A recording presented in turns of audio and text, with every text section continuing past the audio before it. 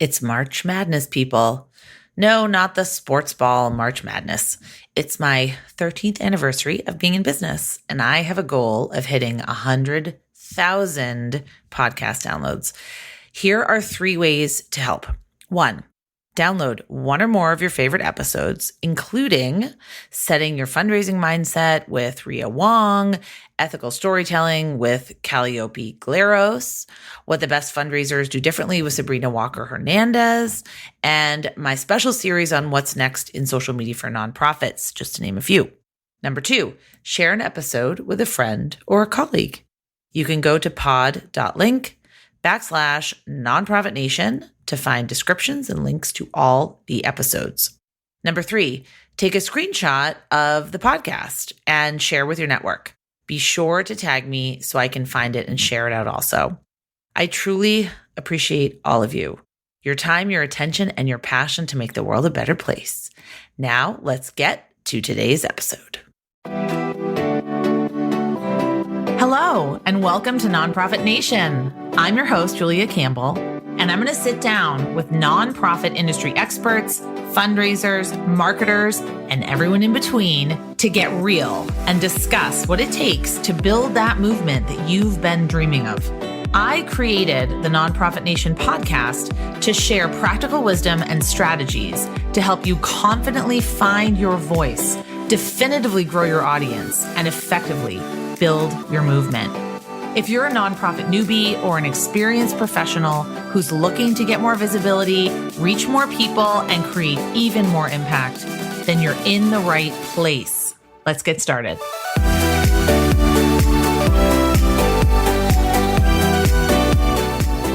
Hi, everyone. Welcome back to Nonprofit Nation. Thrilled to be here with you today. I'm your host, Julia Campbell.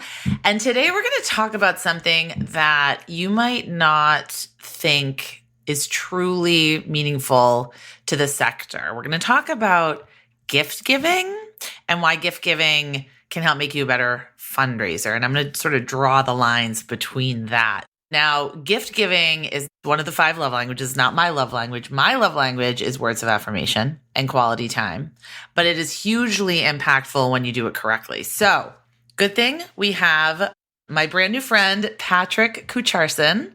He runs Better Gift Coach, which is a free newsletter that's a weekly 1-minute shortcut to always having the greatest gift ideas well in advance. And each week he enjoys sharing a story of the best gift someone has ever received, analyzing it, and providing guidance on how others can replicate it. And his LinkedIn profile says that he is a B gift giver by nature, now coaching others how to make it easier to give better gifts. So I really wanted to have Patrick on the podcast because I know that his work can help fundraisers and anyone trying to make an impact and affect people. So Patrick, I'm really happy to have you here. Julia Campbell, the nonprofit unicorn extraordinaire. Thanks for having me. I was saying before we hit record that I was a huge fan of yours, and then you were saying you're a new fan of mine. So we're just, words of affirmation. So you know my love language. That's the best gift you can give me. So I first heard of your newsletter from the New York Times article, How to Navigate Gifting Season While Keeping Your Cool. And I was intrigued. And then I subscribe to Real Simple, and I saw rave reviews about this newsletter in Real Simple. And what I love is how you set up your newsletter. Like every week you share a personal story, and my audience knows, and everyone should know that how passionate I am about storytelling. But you share a story about a great gift that someone has either given or received, but you also contextualize it and you give people ideas on how to adapt it to the people in your life. So can you tell us, what is a gift consultant? Like, what is a gift giving coach? And like, how do you help your clients? Great question. I do see a distinction between a gift consultant and a gift coach. I don't see many people branding themselves as a gift coach, but that was important to me when I got in this space, that, I position myself as someone who's empowering others to be better gift givers, whereas a consultant might have the connotation of, you hire me and I'll find you a gift. That's exactly right. I sometimes think that that's an important distinction between coach and consultant. And they're both important services. I'm not hating on the other. It's just that's not the lane that I'm playing in. How did you get into this work? And you did say that you have some nonprofit background, and I wonder if it impacted your decision to become a gift consultant or a gift coach. In a way, it did. Yeah. So the last 7 years I spent at a local nonprofit to Cleveland, Ohio called Jumpstart Inc. So Jumpstart, we always struggle for the words to explain it, or at least I have. I would call it a nonprofit venture capital organization. So we support entrepreneurs and founders. So I spent the last 7 years, and prior to those last 7 years, I was an entrepreneur. So I was an entrepreneur, then took a break, spent 7 years at Jumpstart as a business advisor or a business coach to entrepreneurs. And I learned a ton in those 7 years and also learned how to navigate the waters of working within a nonprofit and delivering a service within a nonprofit and always trying to do more with less and always being mindful of funders, et cetera. But after that, I was ready to, early in 2022, I was ready to be an entrepreneur again. And I was exploring some of the pain points or at least problems that I wanted to solve. And I really zeroed in on the pain points around gift giving because myself, as I brand myself a B- gift giver by nature, I know what it feels like to give a great gift. And I have for a while, but I don't always execute on that. So I wanted to find shortcuts for my own personal use. And that's what I was able to do. So, once I found that shortcut, which we can get into, I realized that I had a lot more to share with others, and that's how I started the newsletter. Wow. So it's so interesting. So you found this pain point. Was this something that people were coming to you and saying that they struggled with? So like any good entrepreneur should, I went out and did customer discovery. So I talked to friends, family, and then people outside of my network, anyone who would really talk to me around the pain points of gift giving. So asking them questions like, hey, what kind of, how would you grade yourself as a gift giver? So that's where that B- gift giver of grade I give myself comes from. B-. Yeah. And that's okay. That doesn't mean you can't give A+ gifts. There's just shortcuts. So yeah, that's kind of how I zeroed in on, hey, a lot of the pain points around gift giving could be solved with some simple shortcuts. And one of the shortcuts that really spoke to me as a storyteller is just going out and finding the stories of the greatest gifts people have ever received or given, and then copying them for my own use, right? And then I found myself with this library of gift ideas, and it just kind of spoke to me to share it with the world through this free newsletter. So you use storytelling as sort of the focal point for your newsletter. I always encourage nonprofits to do the same. So how did you come across this idea to use storytelling to encourage better gift giving? Sure. So I'll paint the picture. I'm running through the Cuyahoga National Park and Cuyahoga Valley National Park. Where is that? It's just outside of Cleveland. It's in between Cleveland and Akron. So it's the Cuyahoga Valley National Park. I'm running through there on a day where I just happened to pick up a new audiobook, and it was called Made to Stick by Chip and Dan Heath. Great book. And part of their model, which they branded as success, the S at the end of success was stories. And what they say is stories drive action through simulation. So that's what we're doing. And then inspiration, the motivation to do so. And the story that they talk about a lot is Jared from Subway, and how that story just stuck with everyone. But it was so relatable, where it's like, well, if that guy, who was a completely ordinary guy from Indiana, could do it, I can do it. And Subway can help me do it. I love that. I really, really like that book. And they wrote another book called The Power of Moments, which I think you would love because it's a lot about creating memorable experiences. And there's a lot about gift giving, but also giving back or just paying attention to what really resonates with people. So what makes a great gift story? Like, you collect these stories so that you can kind of hack them and adapt them and use them to get inspiration for your own gift giving. So what do you look for in a great gift story? Yeah, I think it has to have two parts. One, it should be easily remembered. So I want someone 6 months down the road, 18 months down the road, 5 years down the road to be in a situation where they need to give someone a gift. And they're like, hey, what about that one story that I read that one time in the Better Gift Coach newsletter? So that's the first piece that I try to accomplish. And then the second one is I want it to be inspiring. I want people to read the newsletter and be like, just like the Jared story from Subway, like, whoa, I could totally do this. I'm going to do this. Like, when can I do this? When's the next gift I'm giving? And how can I adapt this story to my own needs? It sort of turns that light bulb on for you. Yes, that's what I'm hoping I'm doing for my readers. It certainly has worked for me. I love that. How do you find your stories?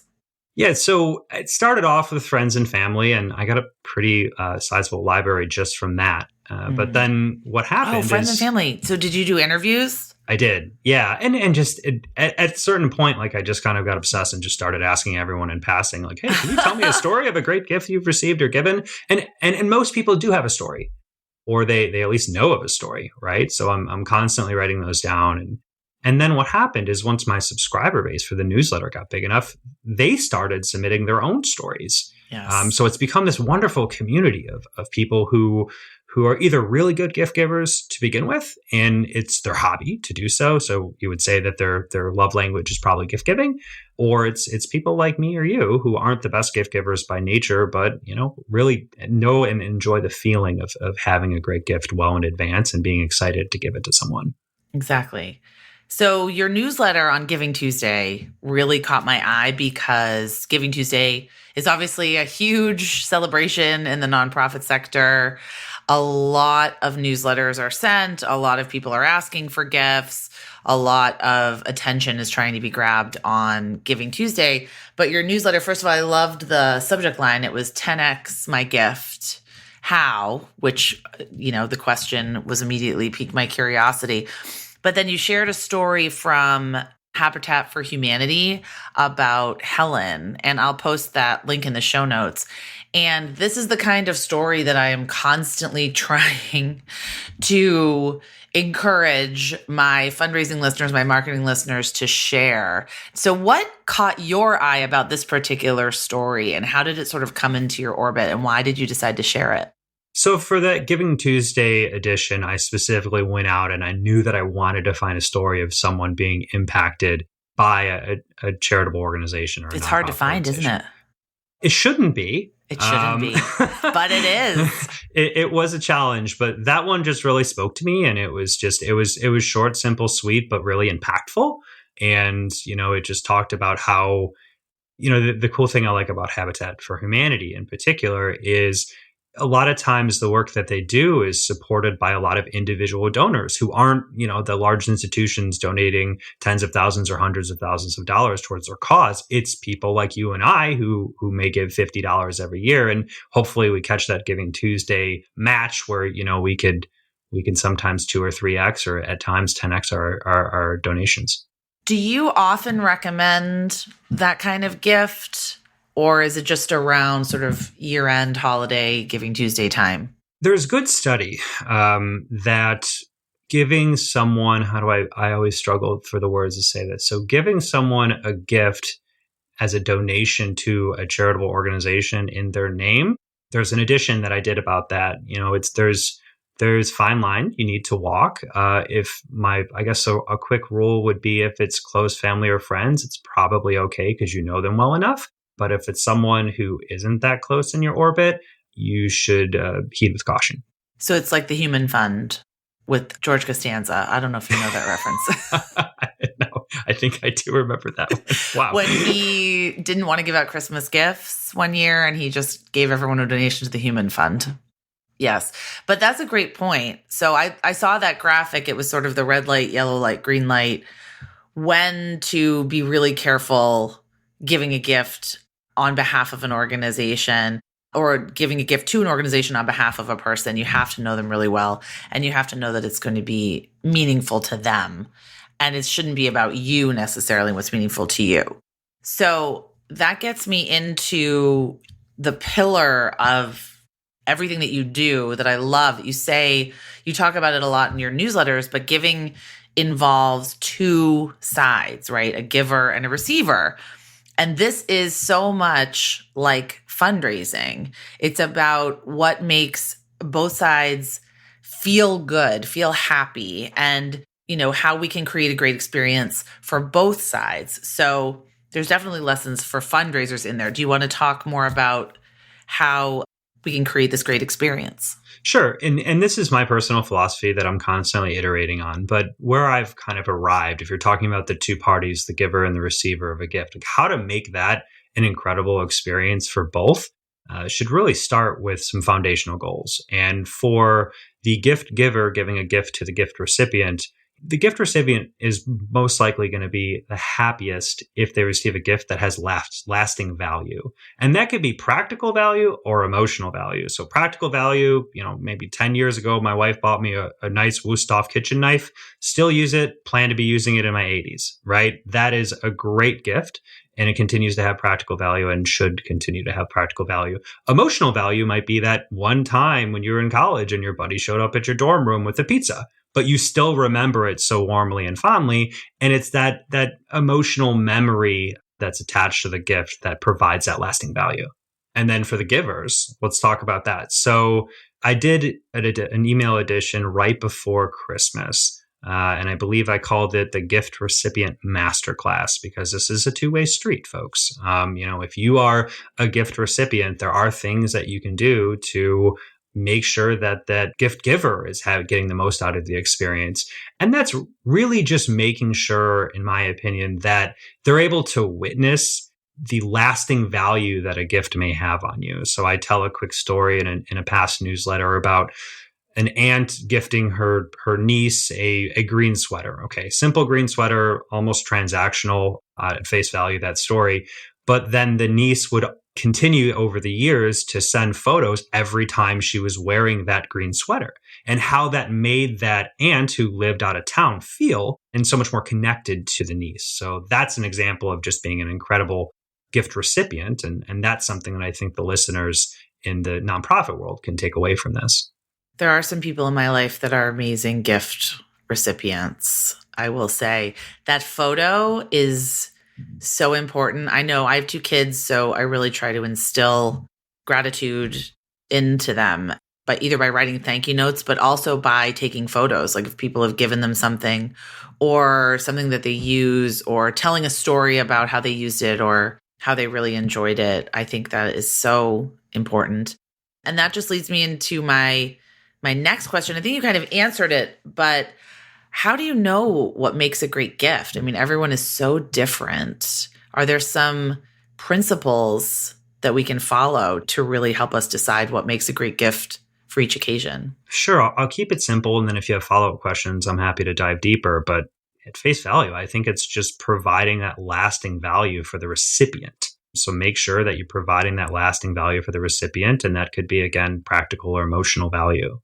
Yeah, it comes in practical or emotional flavors. And I love that emotional connection that you have. And that just relates so well back to the work of the nonprofit sector, because there does have to be that emotional connection, that resonance that you're giving, the person giving the gift is feeling that emotional connection. The nonprofit receiving the gift should be an appropriate gift recipient. We should talk about that. Like, how are you appropriately thanking your donors and the people that are giving you the gift, and making them feel appreciated and making them feel seen and making them feel like what they did was meaningful. So it is that two-way street.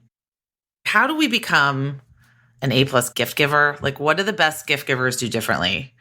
And I know that I need some help here. I really like that question, and you're not the first to ask me that. So I usually start off with saying, listen, like, there are folks in this world whose love language is gift giving, and they are truly energized by giving gifts. And a lot of them are my subscribers. And with them being just naturally energized by giving gifts, they're phenomenal gift givers. But then there's folks like you and I who aren't, that's not our love language.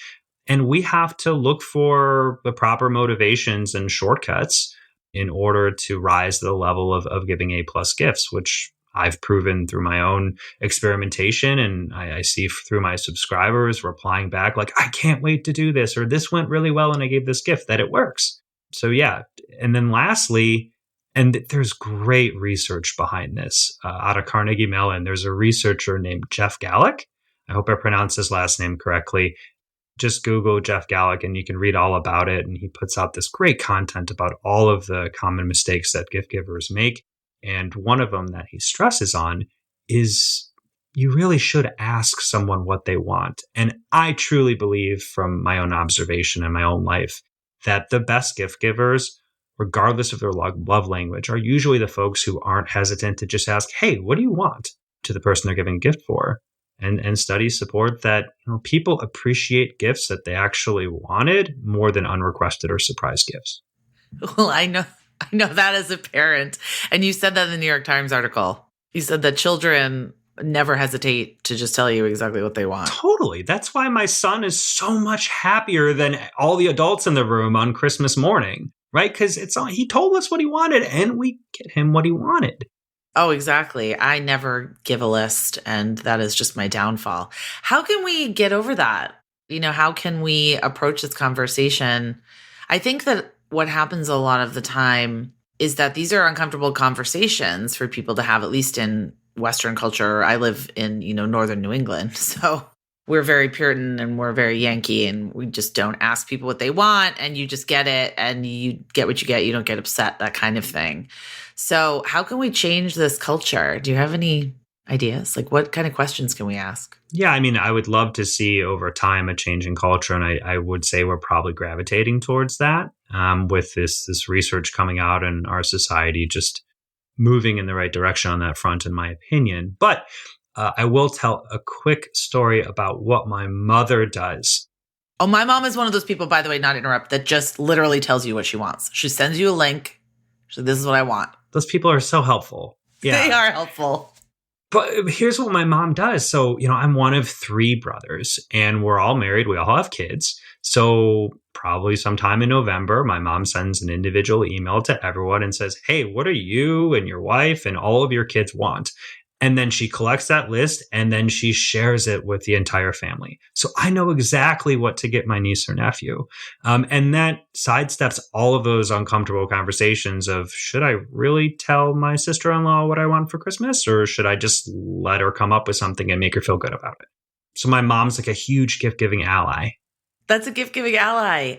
This is blowing my mind from how simple it is, but having these like systems and these processes, then you really are you're not going to be returning as many things. You're going to know the sizes of things. You're going to know, oh, people always ask me, I have a teenager, teenage girl. What do you get a teenager? It's like, well, she does have a list of stuff, but you would probably never know what it was unless I told you. So I would love to see people being more direct, not only about what they want, but also, asking people, let's just cut through all of this like BS. Like, let's really find out what you want. But how do you combat? I can already hear some of the pushback from this, right? How can you combat the thing that says, people that say, well, then, where's the thought in that? Like, I really want to be creative in my gift giving. Great question. Okay. So this won't work on everyone. This works on me. If someone points me to research that proves how I'm feeling is incorrect. Research is great. That could change my mind, but that doesn't always change my feelings, right? So there are ways to give someone a completely mundane, non-surprise gift, but give it in with some pizzazz, right? Like you hear stories of, here's a story. So if you're going to give a gift card to someone, stick the gift card balloons. So balloons that you blow up, like helium balloons, they are great at storing things that you don't think could actually fit in them. But I don't know if you've ever seen videos on YouTube, super fun to watch, where people put gifts in balloons and then just hand someone a pin and say, like, go find your gift, right? And that creates a memorable experience where sure, you're giving someone a gift card and sure, that's what they want. And that's probably going to lead to that lasting happiness or value that we're looking for in a good gift. But it's also allowing you to exercise kind of that creative side and scratch that urge to say, hey, look, I was thoughtful. Yeah, doing something unexpected. I think that really lends itself also to my audience when they're thinking of how to approach a donor, or how to thank a donor, how to acknowledge someone, doing something a little unexpected, and even dressing up something like you just said, a gift card. It can be made into something interesting. And I was going to actually ask you how you feel about gift cards as a gift. Yes or no? I love gift cards personally, but Completely support gift cards. And you mentioned that you have a teenage daughter at home. So this wasn't around when you and I were growing up because we would go to the mall and make purchases. So cash was a wonderful gift. I remember getting cash and being, oh my God, it's cash. This is exactly what I wanted. But these days, kids aren't often going to the mall or, adolescents aren't going to the mall or shops. They're doing everything online. But what's something you need to purchase something online? Well, a credit card. And people in that age group don't often have credit cards. So that's why gift cards make a very practical gift, especially for that demographic. I love that idea. Know your audience. It's an important tip. So do you have some stories to share? Maybe you could just share a couple of your favorite stories, either of gift recipients, gift givers. I love the examples you put in our prep document. I would love to hear all of them, but maybe just pull out a couple of them. Well, I was going to put it to you. So, do you want to hear a Hallmark type story? Do you want to hear a practical story? Or do you want to hear a fun story? And we could do multiples. Let's do fun. Okay, fun. So I have a friend named Nick, and he told me that over the years, he will go out to dinner with his wife and he will capture her like mid-bite into her favorite foods. And they're really not flattering photos, right? But he's amassed this collection over the years of her just savoring and enjoying meals that they've had together. And then he went back and got the recipes from the restaurants or similar recipes online and then put it into a recipe book. So on one side of the page, when you open the book, you have the picture of her enjoying the meal with these really unflattering, funny photos. Thankfully, she has a good sense of humor. And on the other side, you have the recipe. So they can recreate those meals at home and also live through those photos. So just a fun story that someone I know did as a gift, and it worked out well. And I've written about how I would go about doing that if I was going to recreate it for my subscribers. I have the feeling the Hallmark stories both might make me cry. So the practical. What about one of the practical stories? Okay, practical stories. Well, I already told one of the Hallmark stories. He didn't cry. It was the green sweater story, right? I just think that's awesome how the two of them, the niece and the aunt, have that connection with each other. And that's one of the Hallmark stories that I earmarked for this conversation. So you didn't cry, you made it through. The other one might make you cry. So we'll avoid that one for now. The practical gift. So these are two quick ones. So I have a friend, his name is Camilo, and Camilo and his wife, when they were dating many years ago, they were thrift shopping, I think, and they found this little ET water glass or mug that she absolutely loved. And then eventually it broke, 10 years, 15 years later. And he was smart enough to just go on eBay and find the exact one and surprise her with it.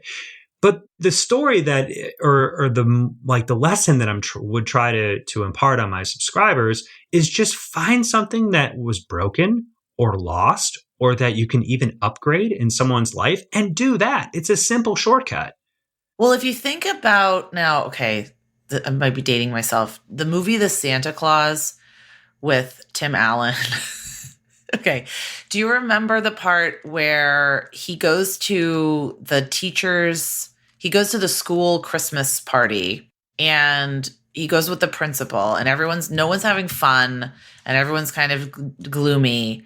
And then he magically, because he is Santa, no one knows it yet, but he magically finds all these gifts, but it's gifts that they never got when they were younger. So it's all gifts from their childhood, but something they had wanted that they never got. And that story that you just told made me think of that. It's sort of like, it doesn't have to be something that, doesn't have to be a knife you're going to use for 80 years, but it could be just something that's going to make them feel a certain way and make them smile, make them happy, because that emotion is so important as well. So I want to end talking about your email newsletter, because a lot of my listeners have their own email newsletters, their own communications. They're desperately trying to build community, get people to open, get people to click, get people to respond.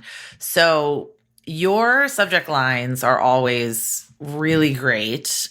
Snap this pic before it's too late. I love that one. And she listened. Now I don't chew my smoothies. You're going to have to tell me that story. We're going to tell my listeners that story. It's a quick one. It's my own story. So, my wife, when we were dating, early in our relationship, I had this blender that was fairly old, and I put kale in my smoothies, and she watched me every morning sit there and chew down my smoothies. That sounds horrifying and gross. She eventually invested in a Vitamix, and it's the same Vitamix that I still use today, and I use it almost every morning. And she gets that satisfaction every once in a while. I just see that face when I'm drinking my smoothie, and she goes, "So, how do you like that Vitamix?" And that's a perfect example of lasting value for me, but also lasting value for her as the gift giver, because she gets to see me enjoy that. We gave my daughter an air fryer this year because we were tired of yelling at her to stop cooking things in oil and almost burning down the house. So it was a win-win for everybody. So I love that. So you use animated GIFs, emojis. That's truly probably my love language. Like, it's such a colorful, happy newsletter to open. How do you continue your passion week after week after week? And where do you get your creativity from?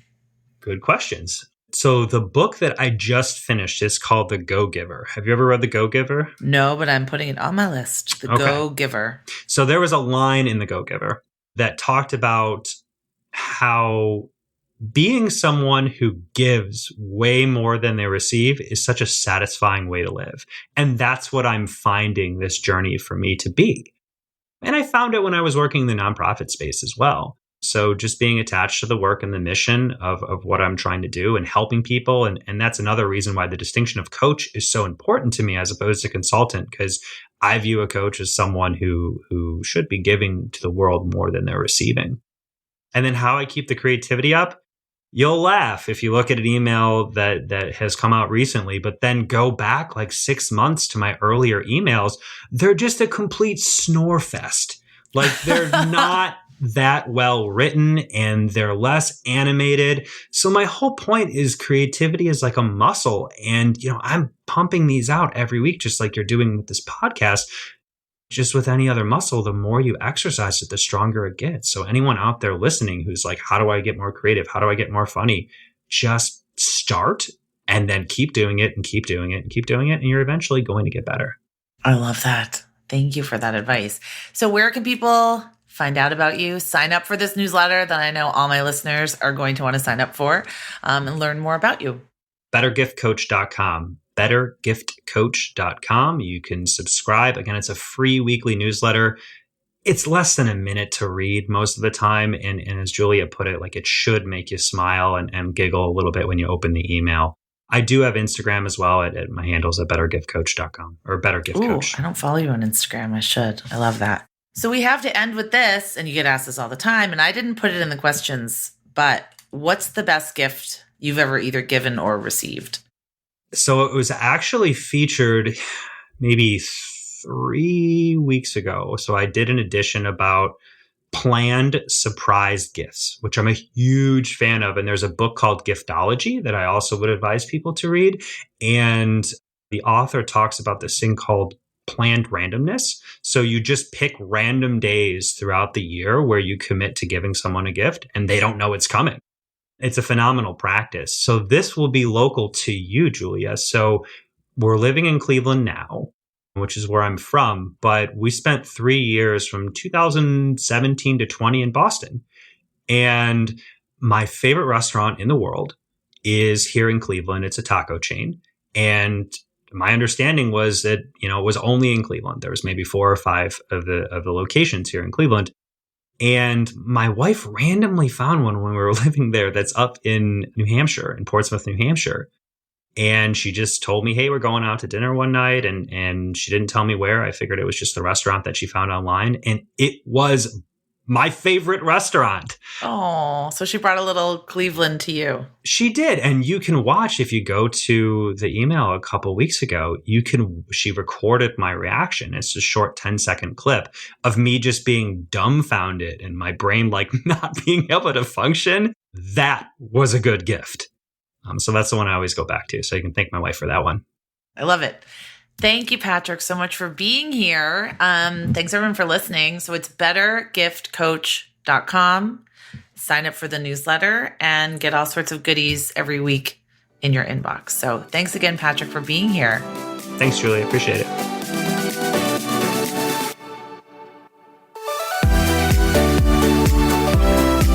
Well, hey there. I wanted to say thank you for tuning into my show and for listening all the way to the end. If you really enjoyed today's conversation, make sure to subscribe to the show in your favorite podcast app, and you'll get new episodes downloaded as soon as they come out. I would love if you left me a rating or a review, because this tells other people that my podcast is worth listening to. And then me and my guests can reach even more earbuds and create even more impact. So that's pretty much it. I'll be back soon with a brand new episode. But until then, you can find me on Instagram at JuliaCampbell77. Keep changing the world, you nonprofit unicorn.